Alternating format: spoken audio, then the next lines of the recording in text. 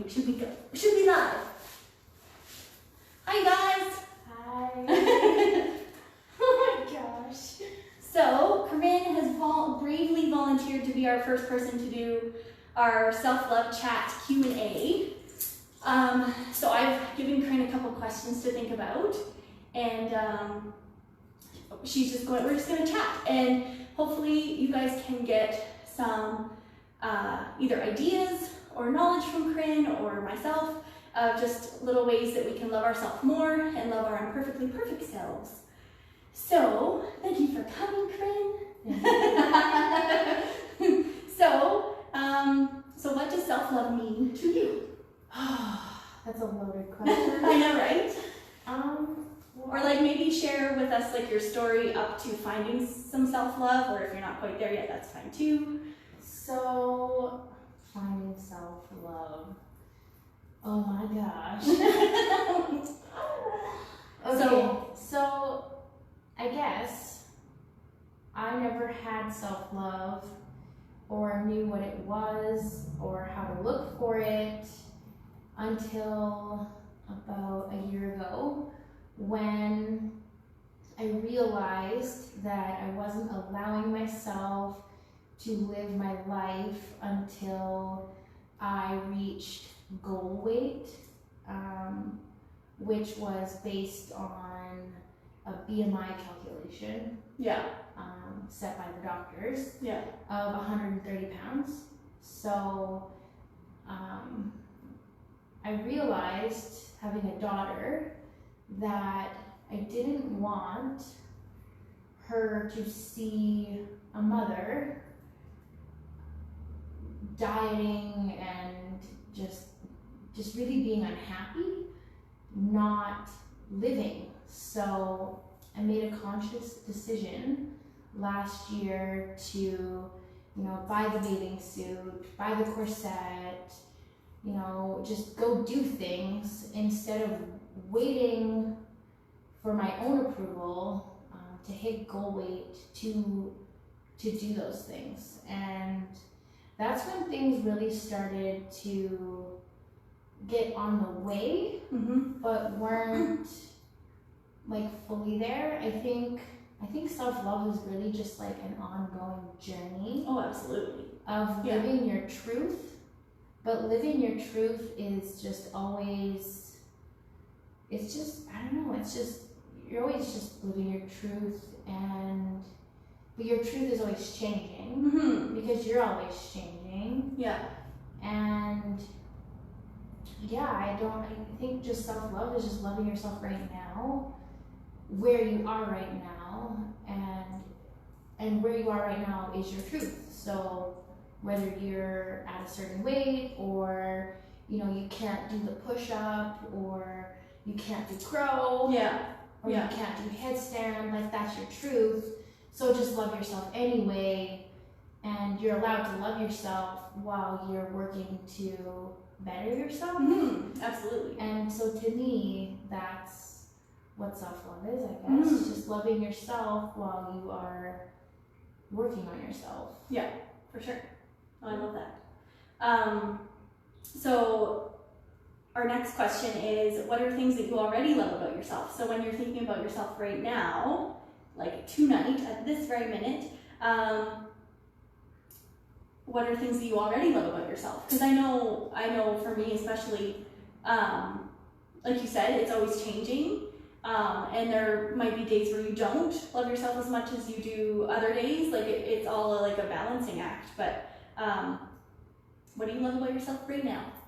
I love my strength and air compressor. We're in my studio, which is also a shop. I love my strength and my determination. I mean, without it, I wouldn't be where I am. I wouldn't have found like this new light or energy, or I guess this ability to love myself without reaching a goal weight. Yeah, for sure. I mean, I have lost 90 pounds in this past year. Originally it wasn't for health, but I'm choosing to keep it off for health. Yeah, for sure. And without my strength and determination, I don't think I would have found like the missing piece. Yeah. Because I lost that 90 pounds, but something was still missing. Yeah. And like I don't know, I lost that 90 pounds and I just still wasn't happy. And now that determination of, you know, well, that wasn't the answer, but I gotta find the answer. Well, it's like part of the answer, right? And Corinne and I have recently kind of been talking to each other and realizing how similar our stories have been in the fact that you can lose all the weight in the world you want, but until you can do the inner work to love your body and your soul, that things are going to feel empty, like there's going to be a piece missing, right? Totally. And I think it's important for people to know that you can love yourself just the way you are right now. Not to say that you're not going to work on yourself and become healthier and stronger, but you have to love yourself in this moment right here in order for things to work and in order to be happy, right? For sure. Yeah. I remember somebody said to me before I even started, and I said, "You're crazy, like, whatever." I totally dismissed them, but it makes sense to me now. And they said to me, if you don't love yourself overweight, you're not going to love yourself skinny. Yeah. And that's what they said to me. And I'm like, you know, you're just crazy. Like, you know what you're talking about. Yeah. You've never been heavy. That's what I said to them. Yeah. And looking back, like, it makes sense because it was true. And, and now I'm facing that. Like, you know, I never loved myself heavy, and now I'm smaller, and now I'm having to learn that. Yeah. You know, what is self-love, and what does that look like to me? Yeah. It's a new journey, right? Yeah, absolutely. So with your new journey, kind of describe to us like what your current self-care routine looks like. Like how are the ways that you are loving yourself? Like either taking the time away from the kids or the husband or the job or the friends to take care of you, because that's a big part of self-love is learning to have self-care, right? Oh, for sure. Well, it started with yoga. Actually, it started with headstand pose. Yeah. I've seen some lady on YouTube in a YouTube ad between some music videos I was watching do headstand, and I'm like, I want to do that. I want to do that. So that's where it started, was headstand pose. So that's where it started, and I was like, I want to do that, and so I started trying to do it, and I just couldn't. Yeah. And so it started with planking and just the determination of building the strength to be able to do it. Yeah. And then part of yoga is just deep breathing, which, oh man, it took me out of my head, to be honest with you. Like it took me away from the thoughts of like, you're big, you're small, you're not enough. All the labels. Yeah, you know, it took, like, the deep breathing, it took me out of my head, because it kind of took me into a sense of, I guess, meditation, and it just took me out of my head, it took me away from, you know, I'll be good enough when my hair's longer, or I'm not wearing mascara right now, so my eyelashes don't look nice, or it just took me out of my crazy brain. Superficial stuff, right? It just took me out of that, and it took me into this moment of feeling the sensation in my legs and my core, and just focusing on the strength of just trying to get off the ground so that I could just do a headstand. Yeah. And then every night, every time I put the kids to bed, I was on the mat, and I just couldn't wait to get on my mat with my essential oils and my crystals and my cards. I have affirmation cards, and I pull a card every night, and it'll tell me, like, don't listen to people's judgments or whatever. It would just tell me something that I needed to hear that day, and it just the energy is just what I needed, and so that's huge for me. It's huge for my self-care. Stuff like washing my face every day. Yeah. I never used to wash my face every day. Oh, cool. So washing my face every day, like just feeling the water on my face every day. Yeah. Just little things like that. Oh, yeah. You know, like, for I sure. guess just listening to my intuition and doing what my body, mind, and soul need. Yeah. You know, like if and I think it's huge even for you to say, like, washing your face is a self-care routine. Like, Because as moms or like women, we are so busy that there will be days where it's like, oh man, I haven't brushed my teeth yet today because I've been doing all the things, or you're like, I haven't washed my face today. So it's like, even if there's no, like if anybody watching, if you guys aren't into the things that we're talking about, like even something as simple as washing your face can be a self-care routine of just taking care of you, right?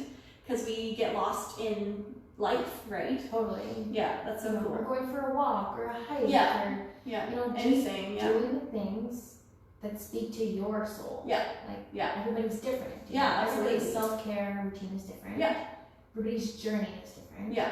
So just doing the things that make you feel good. Yes, absolutely. Yeah. So our next one is kind of similar to what we've been talking about, but what do you need to be more at peace with yourself? So is there anything tugging on your heart that you know you need to do to be more at peace with yourself? Maybe it's telling someone the truth, setting boundaries for yourself, or even taking an honest look at your current self practices and making changes as you see fit.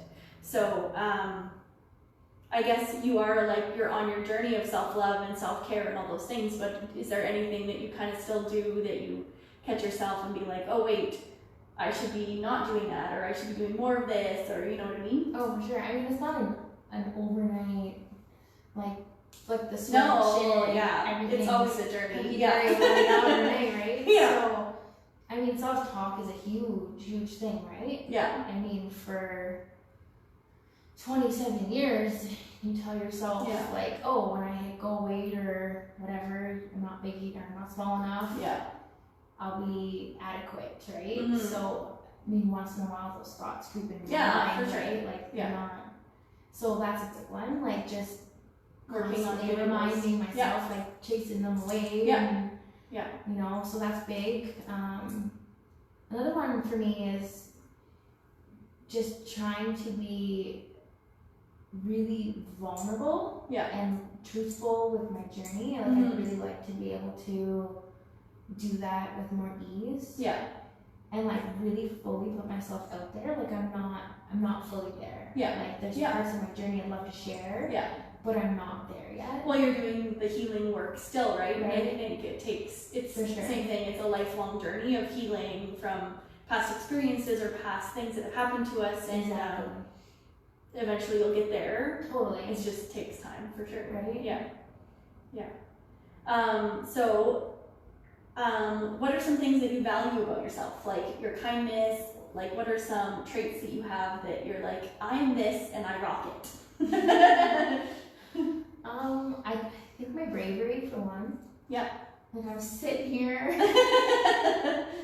It's Dude, really hard. It's really hard, and I want to run out the door. But I'm You're here. doing so good. But I'm here. So yeah, I don't know. I try to be brave. Brené Brown. Yeah. She's a shame research, shame and vulnerability connection. researcher. Yeah. She's extremely inspirational. Yeah. I highly recommend her. Yeah. Her books and her TED Talks, her YouTube. I think she even has a Netflix special. Yeah, she does. Yeah. I think it's still there. Actually. Yeah. Yeah. She just really talks about like being brave and how like you can't sit in the corner and expect your life to be great if you're not going to be brave with your life. Yeah. So I just really value my ability to at least try to be brave, and you can't just sit in the corner and expect greatness to come to you if you're not going to put yourself out there. Yeah, for sure. Yeah. So that's pretty big. Yeah, I love that.